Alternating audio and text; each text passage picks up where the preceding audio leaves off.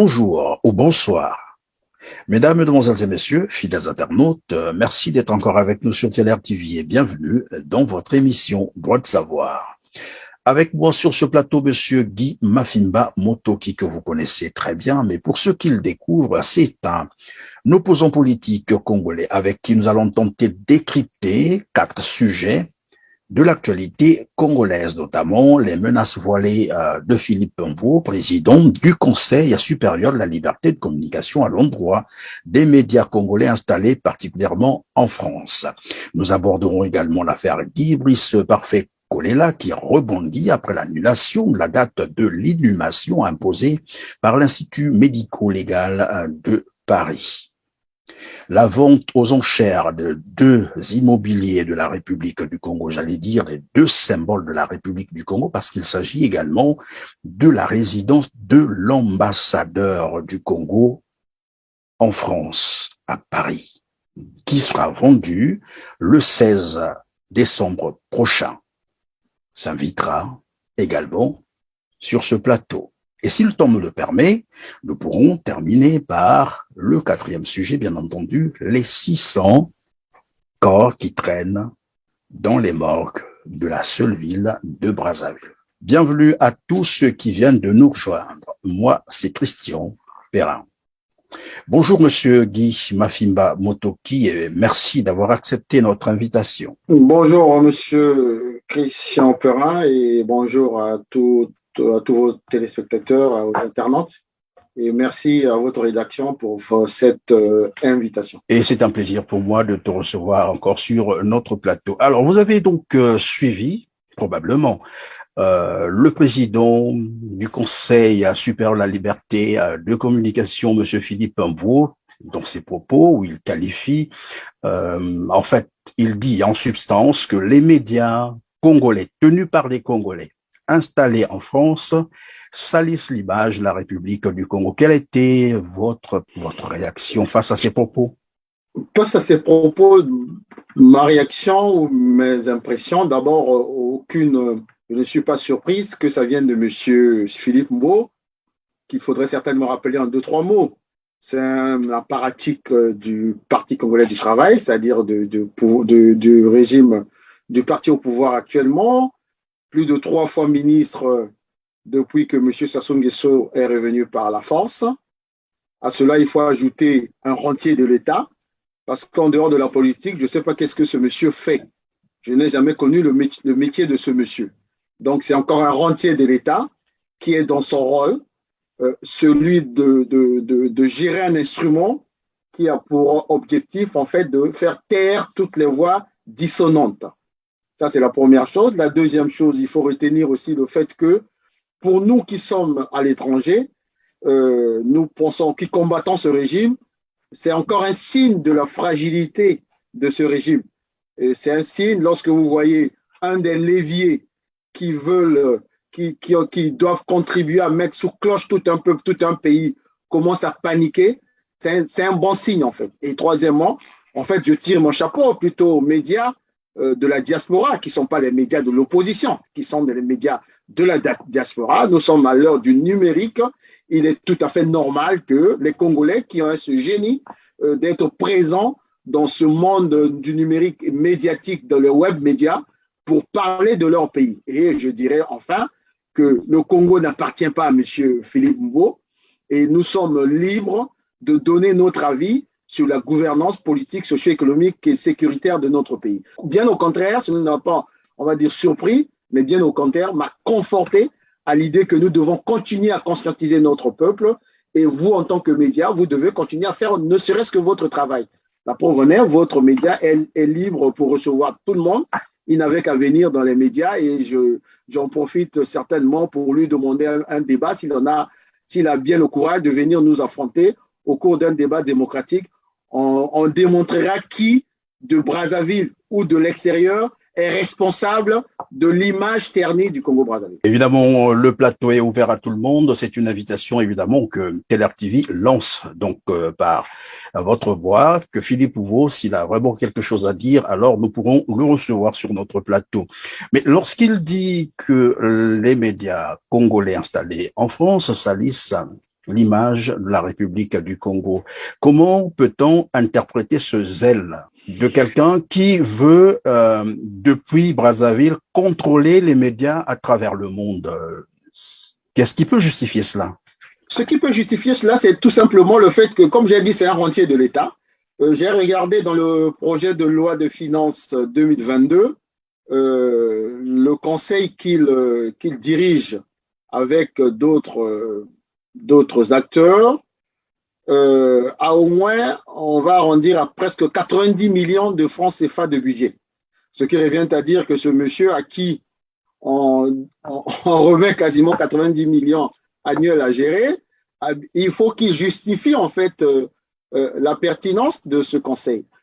Sous d'autres cieux, ce conseil sert à ne serait-ce que vous êtes mieux placé pour le savoir, à fiabiliser en fait. Son rôle, c'est de fiabiliser, de faire en sorte que toutes les voix d'une nation puissent avoir la possibilité de s'exprimer. Et il fait tout le contraire. Alors, en faisant tout le contraire, il veut justifier, comme j'ai dit, sa rente. Mais en cela, ça nous conforte encore, comme j'ai dit tantôt. Pourquoi? Ça nous conforte du fait que les pouvoirs publics à Brazzaville, les autorités de Brazzaville, le régime de Brazzaville est aujourd'hui conscient que le Congo est devenu presque le pays qui défraie la chronique de manière tout à fait négative au quotidien. On y reviendra certainement. C'est sur votre antenne que nous avons parlé des six ou des dizaines de jeunes Congolais qui ont été tués dans les prisons au commissariat central. Et on peut comme ça, dans le domaine politique, lorsqu'il y a des crimes politiques, dans le domaine socio-économique, lorsqu'il y a des questions de corruption, des questions de kleptocratie, dans le domaine sécuritaire, lorsqu'il y a des crimes, dans le domaine socio-économique, lorsqu'il y a des problèmes, par exemple au niveau de la crise sociale, des retraités, des étudiants et autres. Avec les étudiants abandonnés à l'étranger. Abandonnés, tout part de l'étranger, tout part des médias étrangers.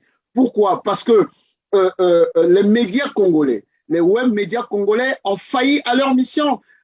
C'est ce qu'on appelle une défaite de la pensée. Ceux qui sont dans cette corporation des journalistes, j'en profite pour les interpeller. Est-ce ils peuvent se dire encore journalistes? La réponse est non. Ce sont des gens qui veulent accompagner le régime. Donc, comme ils ont trahi leur déontologie, ils ont trahi leur engagement, ils ont trahi leur foi au métier, à ce noble métier de journalisme, mais ils n'avaient qu'à applaudir, vous autres, qui faisiez votre métier de parler des problématiques qui se posent à notre pays. Donc, ça doit nous conforter en cela, ça doit conforter, continuer à conforter les médias, les web médias et les médias à l'étranger.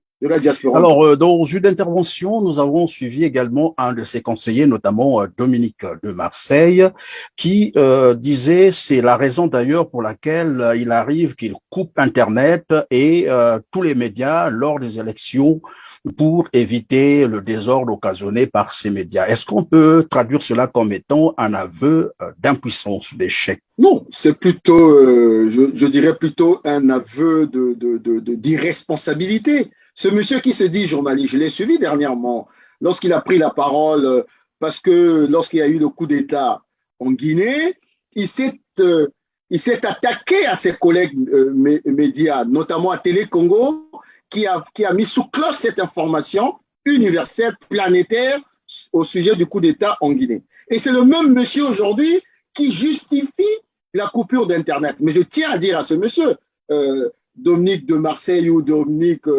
de Kélé ou je ne sais pas, d'Itumbi, je crois que c'est ce nom-là qui lui sied le mieux. À ce monsieur, je tiens à lui dire que couper Internet, c'est quasiment une atteinte à la liberté. Donc, le Congo peut être, qui a signé ce genre de convention au niveau des Nations Unies, peut être à la fois poursuivi et condamné sur cette question. Donc, cette contradiction de ce monsieur ne peut pas nous surprendre. Ne peut pas nous surprendre parce qu'il est habitué à cela. Alors, le second sujet, c'est sur, bien entendu, la vente aux enchères des deux immobiliers de la République du Congo et voilà qui enchaîne d'ailleurs la question de savoir finalement qui de ces médias installés en France et le régime de Brazzaville salit finalement la République du Congo. Ici, 2 immobiliers sont en train d'être vendus aux enchères à Paris. La raison évoquée, c'est le non-paiement de la facture téléphonique pendant 30 ans. Et là encore, les immobiliers qui sont vendus, parmi ces immobiliers, il y a des symboles de la République. La résidence de l'ambassadeur de la République du Congo. Quelle lecture peut-on faire de cette attitude du gouvernement congolais qui laisse vendre ce patrimoine aux enchères en plus? Monsieur Christian Perrin, vous conviendrez avec moi que la vente aux enchères de la résidence de l'ambassadeur du Congo au Brazzaville, acquis grâce au président, la vision du président Fulbert Youlou, pendant à peine 3 ans, il était aux affaires, peut être considéré, pour moi en tout cas, comme une journée noire pour notre pays. En tant qu'acteur politique, je manque de mots pour m'indigner. Et vous venez de le dire, qui salit l'image de notre pays. Moi, lorsqu'on m'a envoyé ces images, cette vidéo, et ils n'ont même pas pris soin d'enlever le drapeau congolais, alors qu'ils savaient que les potentiels acheteurs devaient passer, ils auraient dû, même pour des questions de souveraineté nationale, de fierté nationale, enlever les drapeaux. Et vous avez vu ces images qui ont fait le tour des réseaux sociaux avec le drapeau congolais et une maison dont il y a encore les meubles et l'immobilier être mis aux enchères, cette maison être mise aux enchères. Donc, nous sommes là dans le flagrant délit de celui ou ceux qui salissent l'image du Congo-Brazzaville. Celui ou ceux qui salissent l'image du Congo-Brazzaville, c'est M. Sassou Nguesso, M. Koliné Makosso et tout ce régime avec leur parlement, avec les autres institutions, Cour des comptes, tout ça. Et M. Philippe Mbo, parce que je pense qu'il aurait dû interpeller les médias à Brazzaville, parce qu'ils ont des correspondants ici pour se dire, mais comment ça se fait que vous ne relayez pas cette information, comme j'ai dit, qui peut être une journée qui sera, c'est sans précédent. Depuis que le Congo est Congo, on n'a pas vu, et même sous d'autres cieux, je n'ai pas vu une telle image. Maintenant, venons-en à cette problématique qui est très grave. C'est d'abord quoi? C'est d'abord la traduction de ce que j'ai appelé le braquage du Congo opéré par M. Sassou Nguesso et ses amis un 5 juin 1997. Et comme j'avais dit tantôt, dernièrement, une fois qu'il a opéré ce braquage, M. Sassou Nguesso a passé son temps à vendre le Congo comme une espèce, d'ailleurs, leur totem, c'est cela, hein, le Congo est devenu un gibier qu'on a pris en train de vendre. Donc, la traduction de la ruine du Congo-Brazzaville qui s'effectue devant nos yeux et M. Sassou Nguesso ne bouge pas parce qu'il est complice. Ça, c'est de 1. De 2, évidemment, la responsabilité des contre-pouvoirs pour ne serait-ce que se poser la question de savoir. Parce qu'on nous dit que c'est Orange. Orange qui a porté plainte contre le Congo et depuis, avec les intérêts, se retrouve à avoir saisi cette résidence. J'y ai été à l'époque d'un ambassadeur, je pense, vaste résidence dans un quartier huppé de la région parisienne. Donc, Orange, c'est l'opérateur téléphonique ici, de télécommunication. Ce qui revient à dire que ce que m'a expliqué un certain nombre d'experts, il y a un problème de contrepartie. Donc, de contrepartie entre Orange et le gouvernement congolais. Mais qui gérait les communications, les télécommunications chez nous? Vous a été l'un des ministres qui a été dans ce secteur. Il arrive à un moment. Il y a eu Mungala qui est passé par là et aujourd'hui, Léon Juste Ibombo. Mais si on était dans un pays sérieux, ces gens devaient être interpellés, je vais dire, au niveau de parlement, pour chercher à savoir d'où vient cette dette. Qu'est-ce qui a occasionné cette dette? À combien on estime cette dette? Et qu'est-ce qui a été fait depuis au niveau des procédures judiciaires? Mais c'est le calme plat. Ils font le dos rond, faire comme si ça n'existait pas. Heureusement que nous avons aujourd'hui les médias de la diaspora pour relever ce scandale sans précédent dans notre pays. Et une fois qu'on a dit ça, une fois qu'on a fait ce constat, mais on ne peut pas faire comme si ça va passer comme une lettre à la poste. Non, mais c'est là où ils oublient. Mais tout ça est archivé. Comme M. Sassou Nguesso n'est pas éternel, comme ce régime n'est pas éternel. Mais demain, je viens de dire tout à l'heure, la traçabilité. Les missions vont là, ils répondront devant les juridictions. Pourquoi aujourd'hui nous avons cette dette? Qu'est-ce qui a occasionné cette dette? Et qui devrait payer? Donc, tôt ou tard, nous allons revenir sur ça. Ce bien immobilier qui est un bien immobilier du patrimoine de l'État qui est aujourd'hui vendu aux enchères. Mais est-ce qu'on peut qualifier cela comme étant un acte de haute trahison? Mais vous avez trouvé le mot, c'est de là où j'allais venir. C'est-à-dire, autant j'ai essayé de relever la responsabilité des ministres ou des responsables de ce secteur qui sont passés par là, de nouveau à Thierry Mungala et aujourd'hui Léon Justi Bombo. Mais à cela, il faut ajouter celui qui est le chef de ce régime. C'est de la haute trahison. C'est de leur propre disposition de la dernière constitution née de la forfaiture de 2015. C'est de la haute trahison. Et ce n'est pas la première fois que M. Sassou Nguesso pose un acte de haute trahison, que ce soit au niveau des mines, au niveau des forêts, au niveau de la concession pour plus de 100 ans, l'axe routier entre Pointe-Noire et Dolisie et Brazzaville. 100 ans de concession. Donc, nous avons comme ça, on peut lister. Et il y a eu également, pendant que tu parles de sécession, là, oui, il y a eu également les terres congolaises qui ont été cédées à la République rwandaise. Aux Rwandaises, à travers M. Christelle Sassou Nguesso Angualima. Donc, on peut lister comme ça. Et croyez-moi, en tout cas à notre niveau, nous avons toute une équipe qui est en train de lister tous ces actes de haute trahison opérés par les acteurs de ce régime de Sassou Nguesso pour que demain, ils rendent compte. Il faudrait qu'ils regardent ce qui se passe en RDC. La restauration de l'autorité de l'État fait en sorte que tous les dossiers reviennent maintenant sur la table. C'est ce qui va se passer au Congo-Brazzaville. Qu'ils montent ou qu'ils descendent, c'est ce qui va se passer. Qu'ils ne pensent pas un seul instant que nous sommes aveugles par rapport à cela. Et à cela, il faut aussi, je voulais aussi dire ceci. Ceux qui sont aujourd'hui au Parlement, nommés ou élus, mais la majorité qui sont nommés, notamment M. Tati Mabiala qui se dit chef de l'opposition. Mais celui-là aussi répondra de tes actes, parce que c'est une complicité de haute trahison. Que ce monsieur mette sur la table cette problématique, qu'il soit mis en minorité à l'Assemblée nationale, comme le PCT est majoritaire, il se dédouane de sa responsabilité. Mais ce silence, c'est un silence coupable.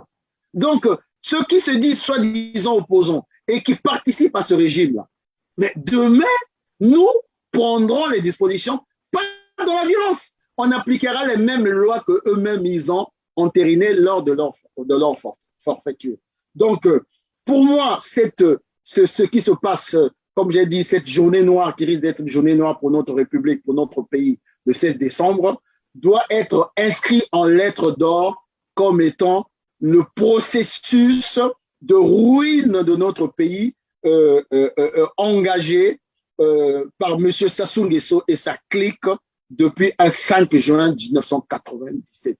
Raison pour laquelle, à un moment, je disais, lorsque nous avons commencé ce combat, que le Sassouland que j'ai réussi, Dieu merci, à imposer dans la terminologie du combat que nous menons, le Sassouland, pour moi, c'est une parenthèse de la République congolaise. C'est une parenthèse. Comme en France, ici, ils ont eu le régime de Vichy, nous sommes aujourd'hui dans le régime du Sassouland, qui est une parenthèse de la République. Et j'estime que la République s'est arrêtée en 15 octobre 1997. Et depuis cela, nous sommes dans cette parenthèse. Et cette parenthèse, nous devrons tôt ou tard, si nous n'arrivons pas à le faire, je pense que nous arriverons à le faire, mais tôt ou tard, il faudrait que les Congolais fassent le procès de ce régime qui est le Sassouland. Voilà, et donc chacun répondra de ses actes.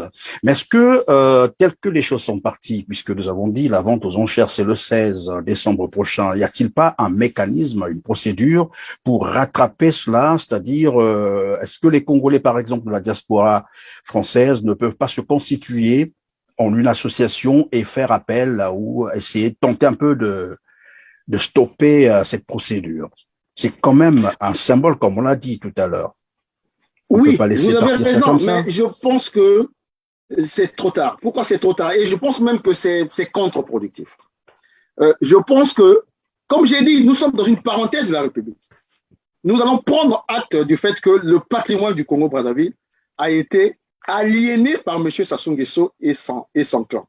Maintenant, comme j'ai dit, ils ne sont pas éternels. Il va arriver un moment où M. Sassou Nguesso, face à ses biens qu'il a acquis de manière frauduleuse, nous allons faire des contreparties. Je vous prends un exemple simple. M. Ngwalima, il va dire non, moi j'ai une villa que j'ai acquis de manière régulière au Congo-Brazzaville. Ok, vous avez participé à un régime qui s'appelle M. Sassou Nguesso. Ok, bon, nous allons faire une espèce de comparaison entre votre bien à Brazzaville qui coûte par exemple 3 milliards de francs CFA et notre patrimoine commun que vous avez vendu, parce qu'ils sont responsables, que vous avez vendu, monsieur, votre bien saisi et va être compensé à cette autre trahison. Voilà, nous pouvons trouver des mécanismes dans ce sens-là pour tout simplement que la République, une fois restaurée, retrouve ses droits et se restaure dans ses droits qui ont été aliénés par ce régime et ses alliés, notamment le régime de M. Sassou Nguesso. Donc, je pense que nous devons tout simplement prendre, et je pense que nous ne sommes pas les seuls, beaucoup de Congolais, des juristes et autres, je ne suis pas, doivent lister. Mais lister. Je veux, juste par rapport à cela, je vous prends encore un exemple de notre travail que nous sommes en train de faire. Par exemple, nous avons appelé ça le trop perçu. Vous allez me dire, c'est quoi le trop perçu? Monsieur Ngondo. Monsieur Ngondo, Albert, de son prénom, est le directeur du Trésor. Ce monsieur est à la retraite depuis plus de 10 ans. Monsieur Ndenge est dans la même situation en retraite depuis plus de je ne sais pas combien d'années. Ces gens-là continuent à percevoir des salaires de manière illégale, à avoir des fonds de souveraineté de manière illégale. Mais nous appelons ça des trop perçus. Nous allons le démontrer. Ces gens doivent nous rembourser cet argent. De quel droit M. Ngondo peut être encore en fonction depuis plus de 10 ans? Et quoi, il est plus congolais que mon père qui est parti à la retraite à terre méchue? Non. Donc, il y a des qualifications comme ça. Parce que quand le Congo, autrement, on parlerait des services privés alors, à ce moment-là. Bien entendu. Des prestations privées. Bien entendu. À moins que M. Sassou Nguesso vienne nous démontrer que le Congo est devenu un patrimoine privé. Et vous avez vu aujourd'hui ce qui s'est passé au budget, au ministère des Finances. Qu'est-ce que les fonctionnaires ont eu à faire? Et j'en profite pour les saluer. Les Congolais doivent se prendre en charge. Ils sont partis barricader les bureaux des fonctionnaires qui sont partis à la retraite et qui ne veulent pas partir. Et qui sont couverts par un certain nombre d'acteurs politiques. Voilà. Ils se sont pris en charge. Et c'est les Congolais, c'est ce que nous leur demandons de faire. Et nous, de notre côté, nous ne sommes pas à l'intérieur du pays, mais comme j'ai dit, nous sommes en train de réfléchir sur un chef d'inculpation, sur un certain nombre d'acteurs politiques qui sont encore en vie, que nous allons poursuivre pour un trop perçu et qui ont aliéné les droits légitimes du peuple congolais. On va passer donc au volet Guy Brice Parfait Kolela. Voilà une affaire qui rebondit suite à l'annulation, bien entendu, de la date, je l'ai dit, d'entre deux jeux, de son inhumation qui avait été imposée par l'Institut médico-légal de Paris, au plus tard le 7 décembre donc dernier. Aujourd'hui, nous sommes le 9 décembre et donc tout est finalement confirmé que la date a été annulée. Cependant, il y a un certain nombre des images qui commencent à circuler depuis l'annulation de cette date, des images qui ont existé, bien entendu, mais qui finalement avaient disparu. Et tout d'un coup, elles refont surface sur les réseaux sociaux. Quelle analyse portez-vous sur d'abord la décision qu'avait prise l'Institut médico-légal de Paris de faire une injonction à la famille Kolela d'aller récupérer le corps au plus tard le 7 décembre, sous peine de demander à la mairie de procéder à son enterrement comme un indigent. Quelle analyse faites-vous de cette décision? Assez trouble parce que l'Institut médico-légal, selon mes informations, et je sais quelque chose parce que ça fait plus de 30 ans que je suis dans ce pays-ci, peut garder encore autant de temps qu'il peut, parce qu'ils ont les moyens pour, tant que la procédure judiciaire n'est pas achevée. Ça, c'est la première chose. La deuxième chose, l'Institut médico-légal a des interlocuteurs qu'il connaît. Donc, avant de prendre une telle décision, il aurait dû se rapprocher de ses interlocuteurs, parce qu'aujourd'hui, il y a deux camps. Le premier camp, celui incarné par Madame Lydie Kolela, avec les enfants, et l'autre camp, c'est la veuve Kolela et un certain nombre de parents. Donc, l'Institut médico-légal aurait dû plutôt, à travers la préfecture, solliciter l'avis ou bien de manière, on va dire, un peu plus administrative, voir qu'est-ce qu'on fait du corps de M. Kolela. Mais on a été surpris. Mais pourquoi moi, je n'ai pas été surpris aussi? Parce que c'est le même mode opératoire qu'ils ont voulu appliquer le jour où, donc le 22 mars, lorsque l'avion a atterri au Bourget. Souvenez-vous encore, l'administration française, à travers la préfecture, a tenté comme ça de faire signer à Madame Kolela une espèce un document où elle cautionnerait le fait que Parfait serait décédé de Covid. Et il y avait déjà, on va y revenir, des croquements, ce que moi j'appelle des croquements, proches de l'ambassade du Congo-Brazzaville en France, qui devaient prendre Kolela pour l'amener directement à la mort. Voilà le mode opératoire. Donc, mais est-ce que pendant que tu en parles, est-ce qu'il était il était vraiment de droit que Madame Kolela signe que son épouse est morte de Covid, ou de reconnaître cela? Non, je tiens d'abord à dire ceci. Moi, Guy Mafimba, je ne suis pas de la famille Kolela. Je suis un acteur politique. Depuis 2014, je me suis joint au ministre, à l'ancien ministre Kolela, président Kolela, dans ce combat. On se fréquentait, je partais le voir dans son bureau à la fonction publique. Donc, j'ai le droit et la légitimité, parce qu'il faut lever cet écueil-là. Depuis que cette affaire Kolela a commencé, de temps en temps, on envoie des postes, on ne parle pas, on ne communique pas. Ce n'est pas qu'on a abandonné ce combat. Nous fonctionnons, on va dire, en back-office.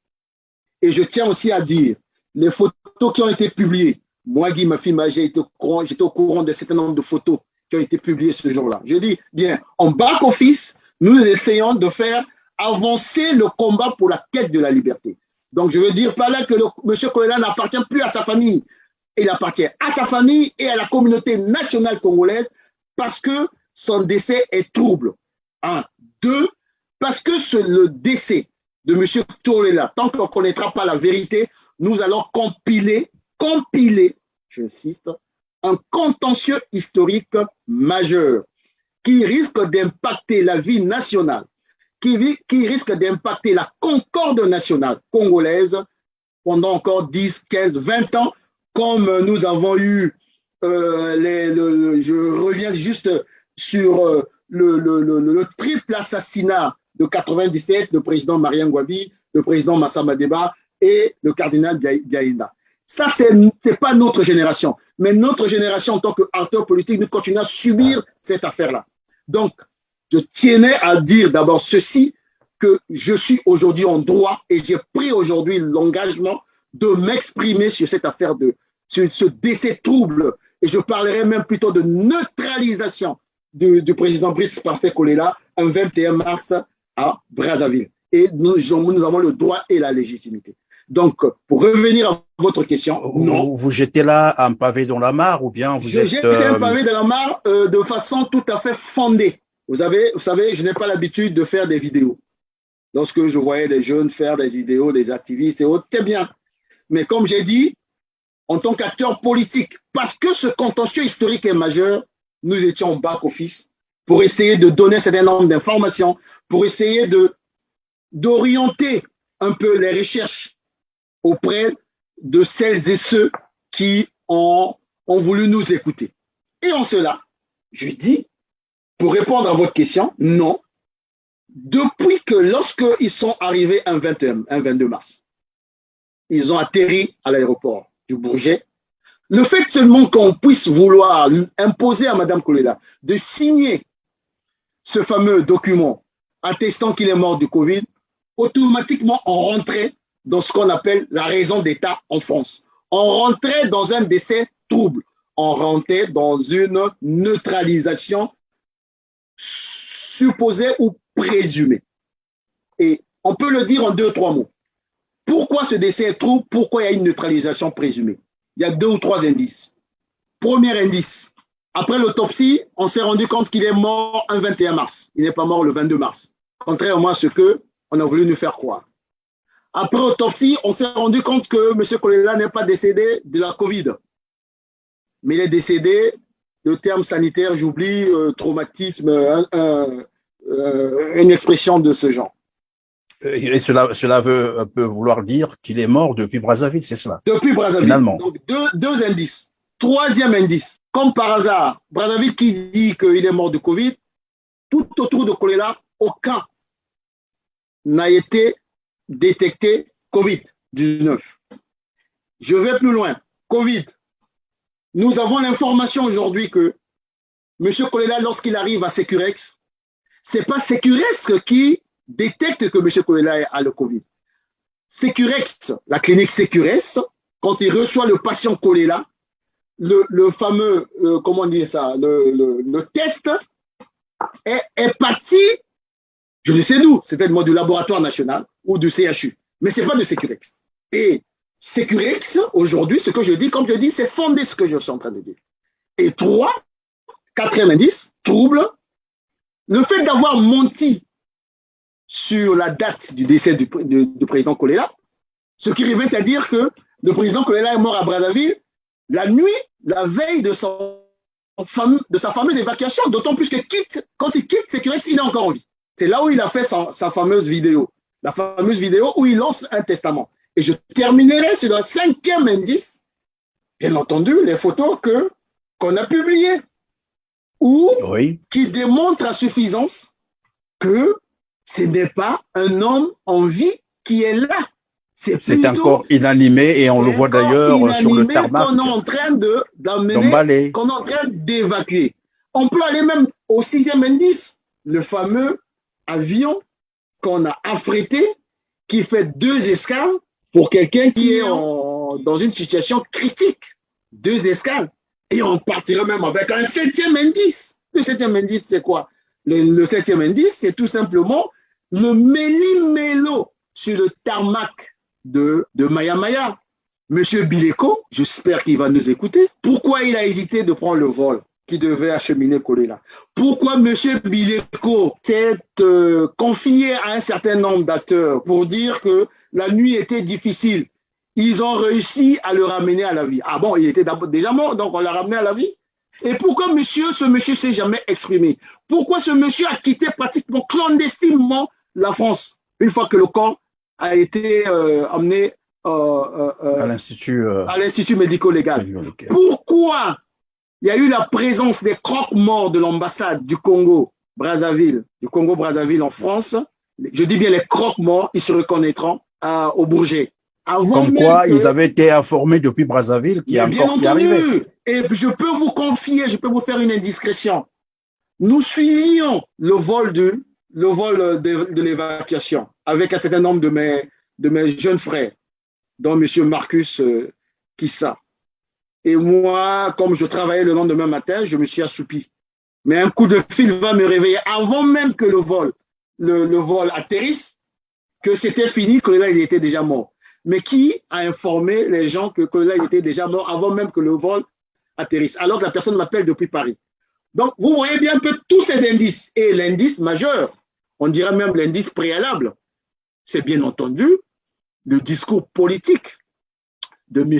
Aessa à Ouando, en pleine campagne, lorsqu'il parle de mes enfants.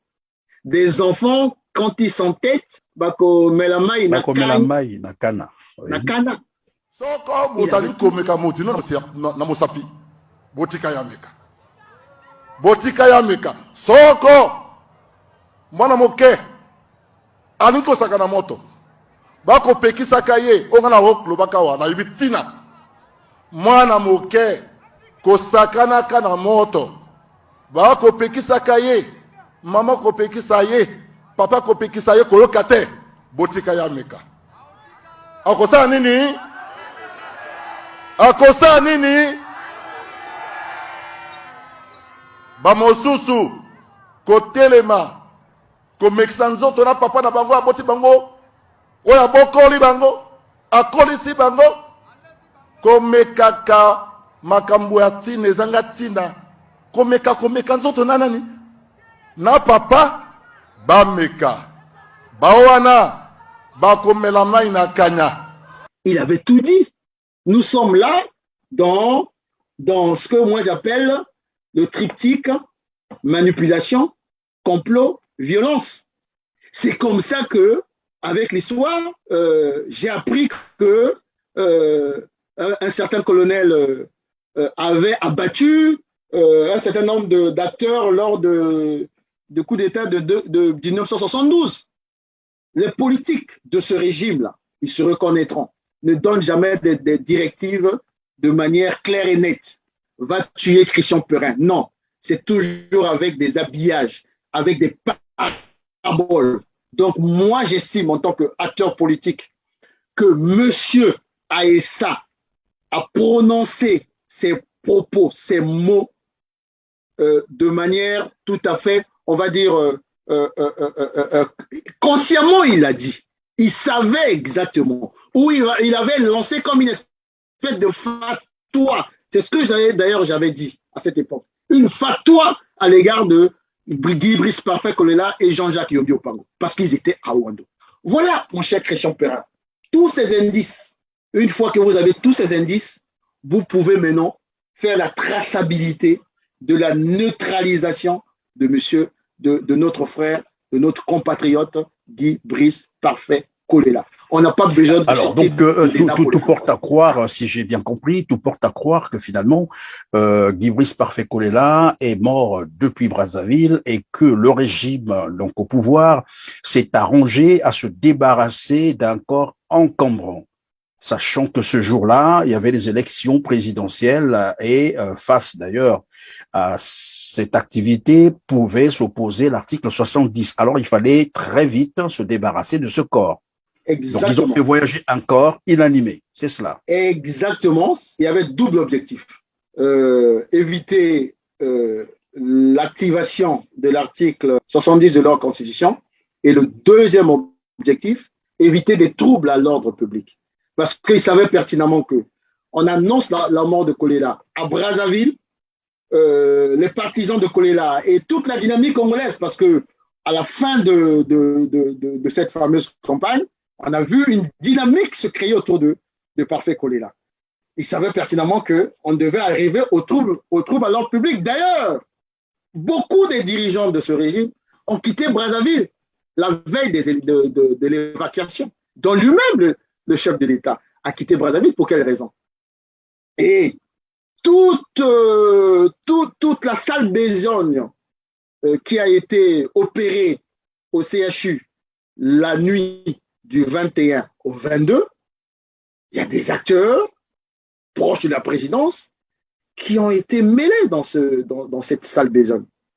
Et la preuve, pendant que vous le dites, la preuve, c'est qu'on a vu même le général Ebata, qui est le directeur général de l'hôpital militaire de Brazzaville, sur le tarmac de l'aéroport Mayama. On se pose la question, que faisait-il là-bas? Et puis, il n'était pas protégé du tout, il n'avait pas les combinaisons de protection. Voilà, ils ne sont pas, comme par hasard, on nous dit qu'il est de Covid, mais il n'a aucune combinaison, rien du tout. Et il est directeur général de l'hôpital militaire. Je ne sais pas qu'est-ce que ce monsieur faisait à cette heure, ce jour-là, au tarmac. Mais moi, je me suis posé la question de savoir, La clinique Sécurex a l'habitude, parce qu'ils sont en convention avec pas mal de cliniques au Maroc. Donc, ils ont l'habitude de d'évacuer préparer vers le les Maroc. évacuations Oui, sanitaires. tout Mais à fait. pourquoi on a mené M. Kolela ce jour-là à l'hôpital, au CHU? Et qui était là? Qui était là? Sa femme était là? Selon mes informations, non. Selon mes Alors informations. que l'évacuation pouvait se faire évidemment depuis la clinique Mais la vers pauvre, l'extérieur. d'autant plus que l'ambulance qui a ramené, on va dire, le corps inanimé de notre frère, de notre compatriote, le président Parfait Kolela, c'est l'ambulance de Sécurex. Donc, ils ont les moyens. Ils sont souvent, ils évacuent souvent parce qu'ils travaillent avec les Marocains. C'est une espèce de sous-traitance des cliniques marocaines. Donc, vous voyez bien que... Évidemment, il y a quand même une curiosité là. On sait bien que la clinique Sécurex est la mieux outillée de Brazzaville et le CHU est pratiquement en dysfonctionnement et tout le monde le bien sait sûr. que le CHU ne fonctionnait plus. Comment Et ils se sont permis patient, de prendre un patient comme ça dans une clinique bien outillée pour l'amener vers là où on sait que bon, au CHU, il n'y avait plus rien. Voilà, et sous prétexte de préparer son évacuation. Mais la clinique, il peut préparer l'évacuation. Et surtout, le patient encore en vie avait souhaité qu'il soit pris en charge à Sécurex. Et il avait refusé Léono. Donc, vous voyez bien que tous ces indices nous conduisent à conclure à une neutralisation du président Guy Parfait Kolela. Mais c'est là où j'attire l'attention maintenant de la famille Kolela. En tout cas, de ceux qui ne veulent pas la vérité. Aujourd'hui, Parfait Kolela est devenu un cadavre entre côtes. Et en partant de ce monde, il a laissé un message posthume, important, de haute portée politique. Kolela n'a pas dit battez-vous pour mon parti politique ou battez-vous pour moi. Il dit battez-vous pour les générations futures, pour vos enfants. Alors pourquoi voulez-vous que moi, ma Fimba, je puisse laisser à la famille, pour des raisons obscures, nous pousser absolument à aller enterrer Kolela? Mais non, la vérité, nous devons connaître la vérité. Nous sommes ici dans un pays de droit. En plus, il a la double nationalité. La contre-expertise demandée par Lydie Kolela et les enfants Kolela et les autres est tout à fait légitime. Et nous avons l'obligation, en tant que Congolais, en tout cas, moi j'ai l'obligation de me pencher de ce camp-là, du côté de ce camp-ci. Et je prends aujourd'hui solennellement l'engagement de dire je suis aux côtés de Lydie Kolela qui cherche la vérité. Parce que moi aussi, je cherche la vérité. Pourquoi je cherche la vérité? Je vous ai dit tantôt, parce que je ne veux pas que mes enfants, moi, Guy Mafimba, puissent demain subir, parce que Guy Mafimba qui fait la politique est du Nord, donc demain on dirait que les Nordistes sont tués par Parfait Kolela. Je ne veux pas de ça. Comme ça se passe avec Ngwabi. Jusqu'aujourd'hui, on ne sait pas qui a tué Ngwabi, mais nous, on sait pas. On sait qui a tué Ngwabi. Mais on a fait exécuter plus d'une dizaine de personnes. On est parti tuer un cardinal. Et aujourd'hui, la concorde nationale aujourd'hui est complètement en lambeaux à cause de tout ça. Donc, M. Sassou Nguesso, qui est toujours à l'origine de ces drames, aujourd'hui veut mettre sur toute une génération, en tout cas la mienne, parce qu'avec Parfait Kolela, une différence peut-être de 4 ans de mon aîné. Mais c'est ma génération politique. Pourquoi voulez-vous que nous assumons une telle charge émotionnelle, une telle charge historique? Parce qu'il y a des gens, parce qu'ils veulent conserver le pouvoir, sont allés jusqu'à assassiner. Je pèse mes mots. Un homme politique du Vous pesez vos mots, évidemment. La question que j'allais vous poser, mais je ne sais pas si vous êtes la personne la mieux indiquée, parce que nous apprenons également que maintenant où nous tenons notre émission, il y a Nathalie Kolela, donc l'épouse de Guy Parfait Kolela, qui doivent aller en référé avec les enfants, parce que Nathalie insiste qu'on enterre et les enfants disent on ne peut pas enterrer tant que la vérité ne jaillira pas. Et là, j'ai bien envie de regarder de très près les images qu'on a vues sur le tarmac de l'aéroport de Maya où dans l'avion, on nous parle d'un patient atteint de Covid, mais pourtant on voit bien le médecin accompagnateur et on voit aussi l'épouse juste avec un petit masque non protégé dans l'avion. Alors, je me posais la question de savoir, ces personnes n'étaient-elles pas conscientes que le Covid est contagieux et il est mortel Mais la réponse est dans l'acte qu'a posé la veuve Kolela lorsqu'ils atterrissent. Elle a bien refusé de signer lorsqu'on lui a dit que son mari est décédé de la Covid. Si son mari n'est pas décédé de la Covid, donc il est décédé d'autre chose. Mais tout ce que cherche Lady Kolela et d'autres Congolais, dont moi, modestement, ma modeste personne, acteur politique quand même, mais dont moi, on cherche la vérité. Je pense que Kolela, d'où il est, il ne veut pas qu'il y ait un autre Kolela. Mais après Kolela, ça sera qui? Si on laisse faire là, est-ce que les gens se rendent compte? Ils ont tué Kalakala. On n'a jamais connu la vérité. Ils ont tué Kalakala. Ils ont tué le colonel Marcel Chou. On n'a jamais connu la vérité. Kolela est en tout cas leader d'envergure qu'ils ont neutralisé. Le prochain, ça sera qui? On ne peut pas vivre dans un pays comme ça, où il y en a qui pensent qu'ils peuvent comme ça avoir le droit de la vie et de la mort des autres. Et nous sommes là en train de regarder. Non, M. Christian Perrin, nous devons dire stop.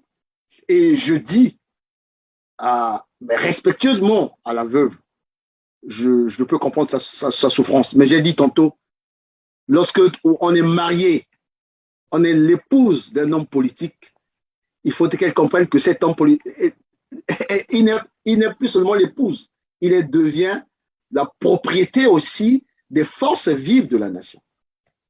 Donc, elle ne peut pas nous enlever ce droit-là de chercher la vérité. Kolela ne peut pas comme ça, comme nous on dit à Poto, partir cadeau. Non, c'est quoi ça? Donc, elle doit se ressaisir.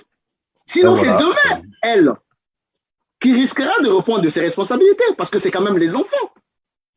Les enfants ont le droit de reconnaître la vérité. Et je viens de lister des indices. On ne veut pas rentrer dans les détails, cher ami Perrin. Oh, je ne veux pas rentrer dans les détails. Je ne veux pas citer les noms.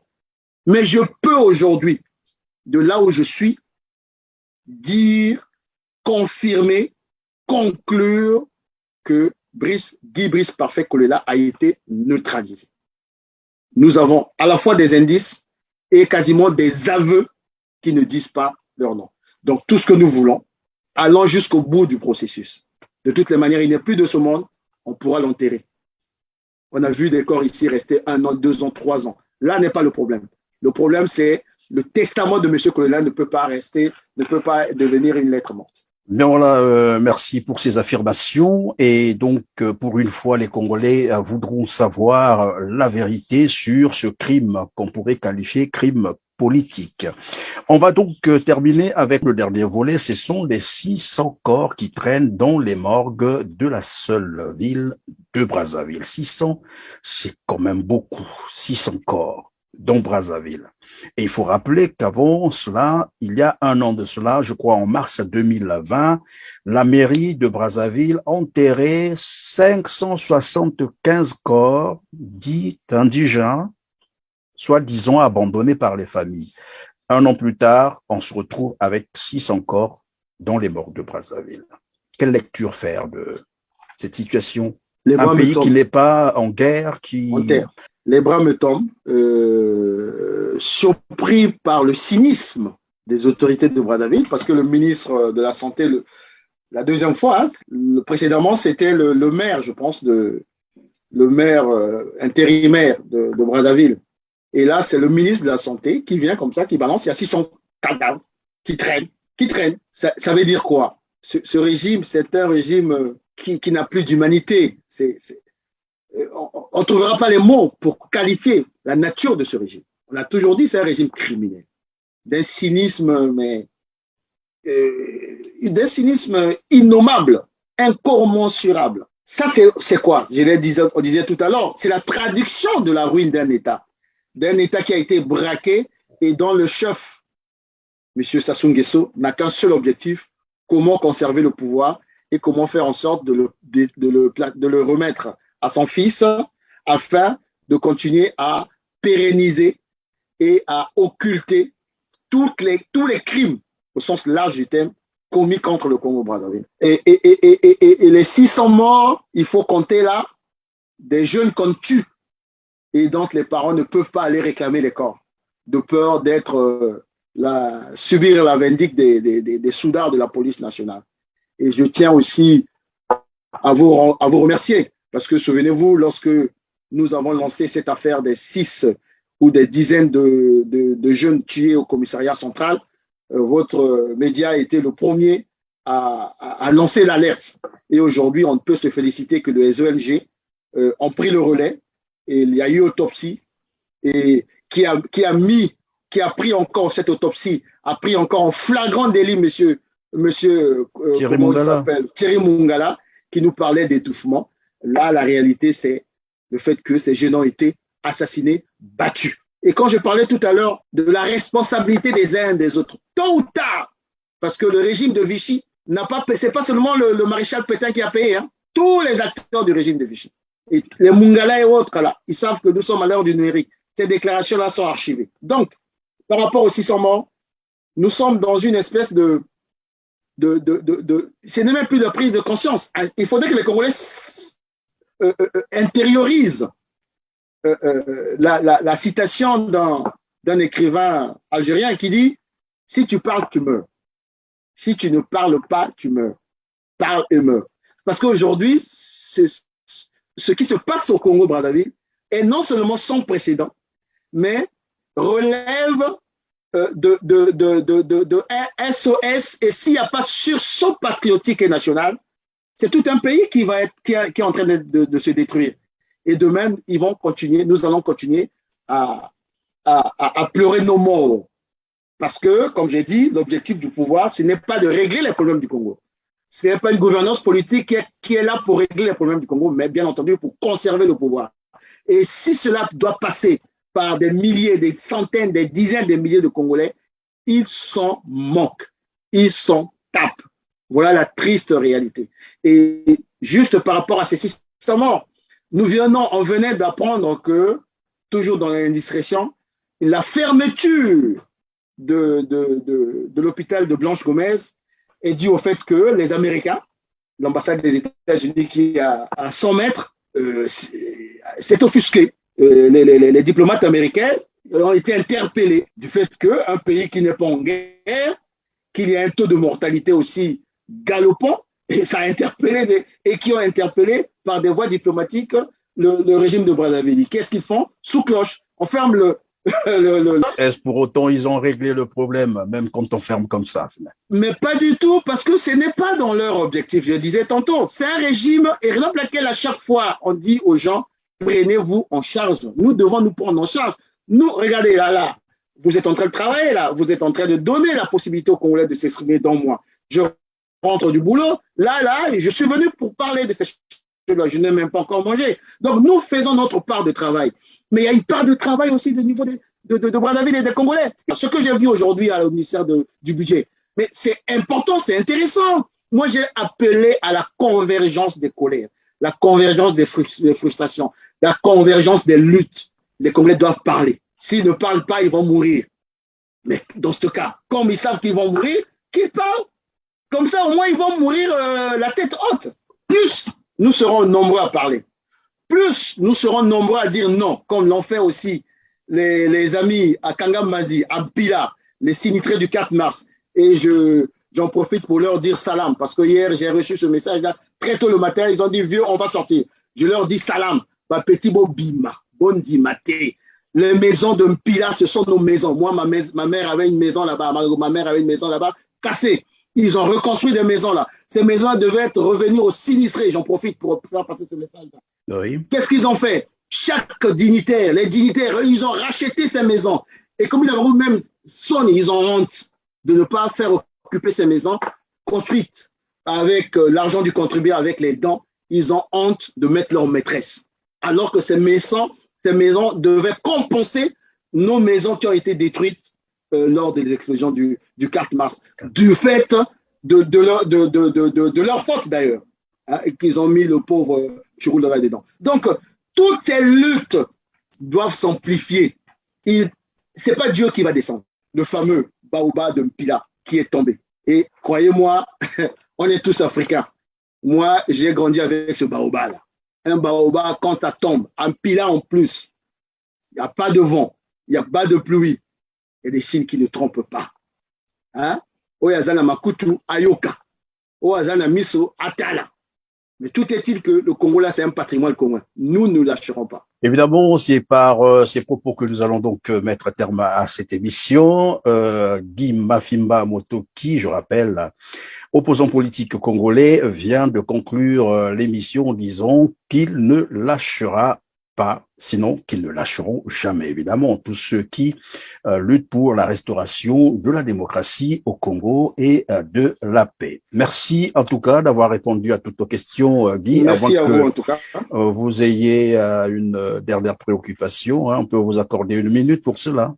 Non, la dernière préoccupation, c'est juste vous encourager dans ce travail de conscientisation, de donner la parole aux Congolais. Et c'est un sacrifice noble, parce qu'on n'a qu'un seul pays. On ne peut pas avoir 2 pays. De là où nous sommes aujourd'hui, vous du côté des pays anglo-saxons des États-Unis, nous sommes en France ici, dans le froid.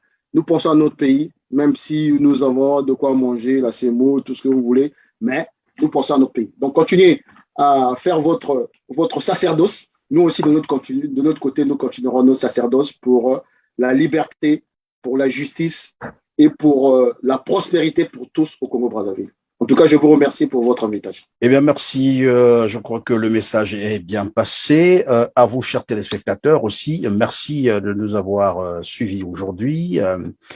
N'oubliez pas de liker, n'oubliez pas de partager, n'oubliez pas de vous abonner. On se dit, comme d'habitude, à très bientôt. Mais à très bientôt. Cela, prenez soin de vous. Merci. Merci beaucoup.